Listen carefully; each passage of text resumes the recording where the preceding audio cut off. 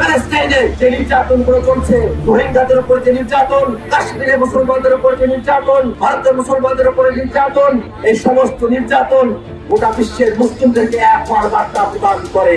ভারতের মুসলমানরা যারা আছে এই সংখ্যালঘুদের উপরে ভারতের যে সরকারি দল আছে তাদের যে নিপীড়ন চলছে, এই নিপীড়ন যদি চলতে থাকে পৃথিবীর মুক্তিকামী মানুষেরা, পৃথিবীর সংখ্যালঘু সম্প্রদায়ের মানুষেরা কোনোভাবেই তারা আর শান্তি ফিরে পাবে না।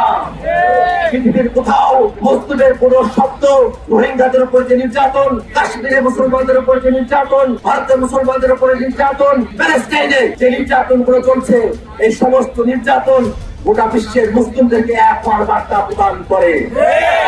কোন ধর্মীয় বিভাজনের ভিত্তিতে নয়, কোন ধর্মীয় পরিচয়ের ভিত্তিতে নয়, পৃথিবীর সকল মানুষ তারা মানবতার পক্ষে কথা বলবে।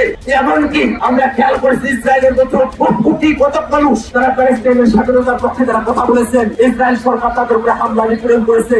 ওই তখন তার ইসরায়েল রাষ্ট্রের মধ্যে বসেও যে কোটি কতক মানুষ প্যালেস্টাইনের পক্ষে কথা বলেছেন, আমরা বাংলাদেশের মানুষের পক্ষ থেকে ওই অল্প সংখ্যক মানুষের প্রতি আমরা কৃতজ্ঞতা প্রকাশ করতে চাই। আমরা চাইবো আমেরিকা, ব্রিটেন সহ বিশ্বের বিভিন্ন জায়গায় প্যালেস্টাইনের পক্ষে কথা বলার কারণে যাদেরকে গ্রেফতার করা হচ্ছে, যাদের উপরে নিপীড়ন করা হচ্ছে, অনেক বিলম্বে বিশ্বের প্রত্যেকটি দেশ, প্রত্যেকটি সরকার প্যালেস্টাইনের পক্ষে কথা বলার কারণে যাদেরকে গ্রেফতার করা হয়েছে তাদেরকে নিঃশর্ত মুক্তি প্রদান করবে। এবং একই সাথে বিশ্বের কোথাও প্যালেস্টাইনের পতাকা উড়ানোর কারণে, প্যালেস্টাইনের স্বাধীনতা দাবি করার কারণে যদি কোন প্রকার অন্যায় অবিচার করা হয়, বাংলাদেশের মানুষ, বাংলাদেশের আপামর জনতা সেই নির্যাতন, নিপীড়ন এবং গ্রেফতারের বিরুদ্ধে তাদের নিন্দা প্রকাশ করে রাখছে।